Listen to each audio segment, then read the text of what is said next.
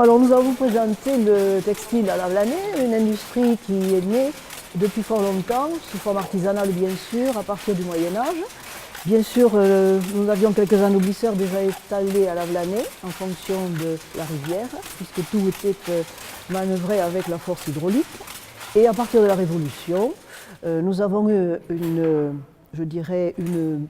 période qui nous a ouvert vers des commanditaires venus de l'Aude, puisque nous travaillions à l'époque pour les manufactures royales ou les artisans de Carcassonne. Par la suite, c'est l'arrivée d'un Audois, Jean-Pascal Dumont, qui a entraîné un changement de travail, puisqu'il a amené à Lavelanet un métier mécanique pour faire la filature. À ce moment-là, les personnes qui dans les campagnes faisaient la filature au rouet ou à la quenouille se sont un petit peu, bien sûr, mises un peu en colère, on va dire, puisque c'était leur travail qui avait l'air de disparaître, vu que ce nouveau métier permettait de faire beaucoup plus, bien sûr, de travail. Par la suite, c'est quelques entreprises qui se sont installées.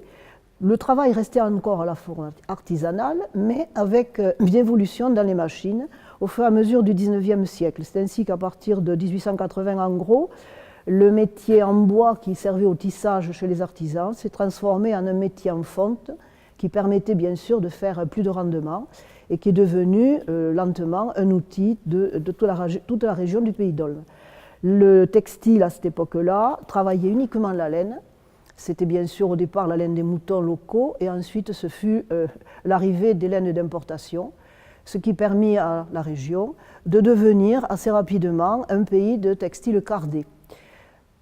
Les guerres sont arrivées au XXe siècle et à partir de 1914, bien sûr, nous avons eu un changement dans la main-d'œuvre puisque beaucoup d'hommes étaient mobilisés, ce qui a permis à cette époque-là de voir arriver quelques Espagnols travailler dans nos industries. Cette arrivée, disons, de main-d'œuvre étrangère a continué un certain temps, même après la guerre de 14-18, puisque dans les années 23, nous avons vu arriver aussi quelques Belges qui étaient des réfugiés qui sont restés, mais les Espagnols se sont installés assez nombreux dans le Pays d'Aulne jusqu'à l'arrivée de la Deuxième Guerre mondiale.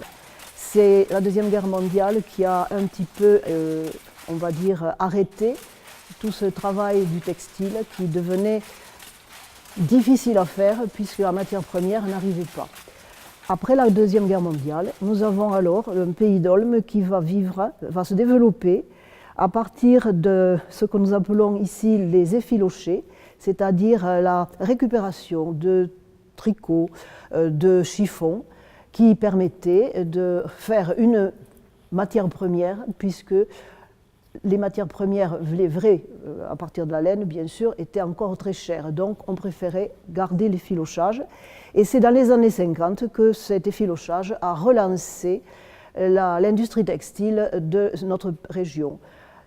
Cette industrie, il faut le dire, est une mono-industrie, ce qui est quand même aussi, on va dire, un danger. Mais dans les années 50 jusqu'aux années 70-73, nous avons eu une progression dans les rendements, mais aussi une progression dans la production. Si bien que dans les années 1973, la région, le Pays d'Aulne, était devenu le premier centre cardier de France, alors qu'avant, c'était plutôt la région du Nord qu'il était. Et dans les années suivantes, il s'est passé bien sûr des chocs, on va dire, économiques. Le premier, ce sera bien sûr la crise pétrolière qui va amener un renchérissement des fibres synthétiques et des fibres employées par le cardé pour faire des mélanges plus solides. Et ensuite, nous aurons une concurrence qui va certainement toucher de plus en plus notre textile. À savoir que les premiers concurrents seront les Italiens. Des Italiens qui, naturellement, avaient peut-être plus de savoir-faire que nous, peut-être plus de facilité. Et à partir de là, nous allons trouver notre textile, notre industrie, qui va en effet se retrouver aux prises avec une concurrence plus ou moins déloyale, on va dire. C'est dans les années 80 que nos artisans qui travaillaient énormément, qui étaient quelquefois de petits sous-traitants pour de petites PME,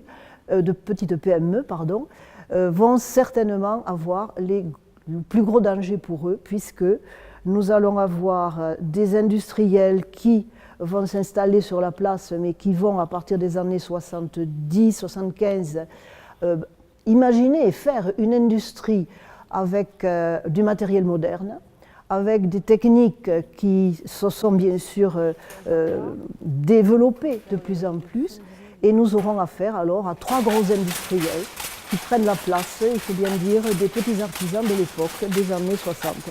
Ces 3 gros industriels seront bien sûr la maison André Roudière, qui travaillait laine et polyester.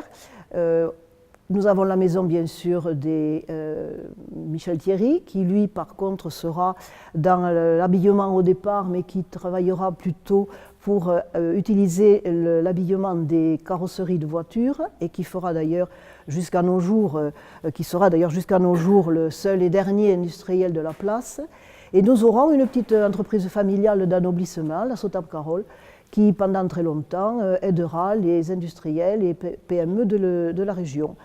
C'est vrai que depuis quelques années, des grèves, mais aussi des problèmes, pas toujours consécutifs à la concurrence, mais certainement au prix auquel on achetait les fils et les tissus à nos artisans, vont entraîner, je vais dire, un effondrement de la place. C'est vrai que dans les années 90, nous avons eu de grandes grèves qui ont touché le pays d'Olme, mais il ne faut pas ignorer que dans la région, la tradition était quand même que l'ouvrier a toujours essayé de se défendre et que des grèves ont existé très tôt. Par exemple, une grève de 4 mois en 1906 pour obtenir un gain de 1 sou sur le salaire. Nous avons eu à la Roque d'Olme une grève de 4 mois un peu plus aux établissements Ricalès. Là aussi, c'était pour les augmentations de salaire.